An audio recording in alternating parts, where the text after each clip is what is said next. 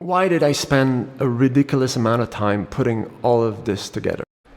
Besides telling you my story to instruct or entertain you, I thought that by making my story and questions public, I would have a better chance of getting them answered. I asked 5 questions in total about 3 months ago to the shelter's management, asking as a first step just for a timetable to get some answers, but I have yet to get even that.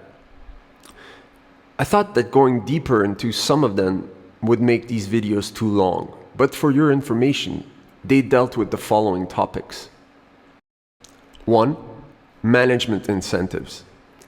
How does the board of directors of SPCA Montreal evaluate whether its managers are doing a good job and reward them for it financially or otherwise?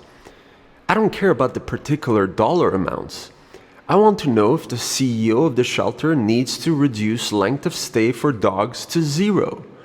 If as a volunteer I completely disagree with that as an objective, I should know about it before I start picking up dog poop for free, no? 2. The vetting of potential adopters' information. Many volunteers are involved in various ways to keep the dogs in top shape in the kennels. It is fair for them to know that the time and energy they are donating is not wasted, that great care is taken to place the dogs where all that effort will not disappear down the drain. How are the key aspects of an adopter's application verified? How does the SPCA Montreal check, for instance, that an adopter has no children? 3. Volunteer training. Would volunteers be told going forward that faced with a similar situation to mine, they too should not expect another Stella to be held for them for 2 days? Would they be told that they have no recourse to any HR process if they have any sort of complaint?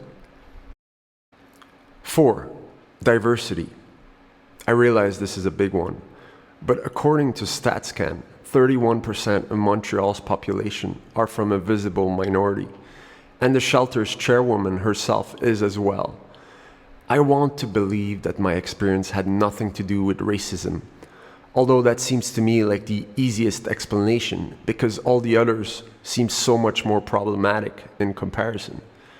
To help convince someone like me who saw a complete lack of diversity when walking through the shelter, why not make public a diversity study, as the Toronto Humane Society did when it faced its own issues?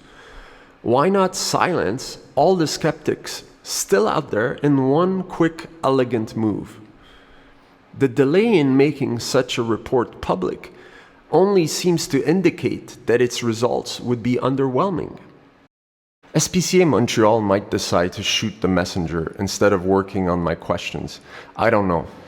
Other shelters, including the SPCA in Toronto, have an annual meeting where the community can ask questions. This would probably solve many problems for the SPCA Montreal also. The volunteers I met at the SPCA Montreal are fantastic individuals, and I'm very lucky to have met a few of them. They worked hard.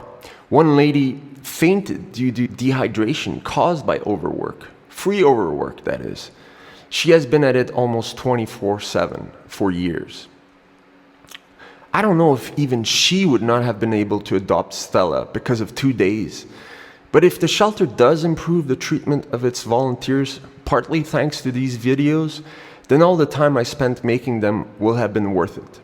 To conclude, do your own work. Don't take my word for it. Review my data. Check the footnotes. Speak to people working at SPCA Montreal if you can. When you are done, by all means, continue being involved if you think that is the right thing to do. But please consider helping these other shelters too.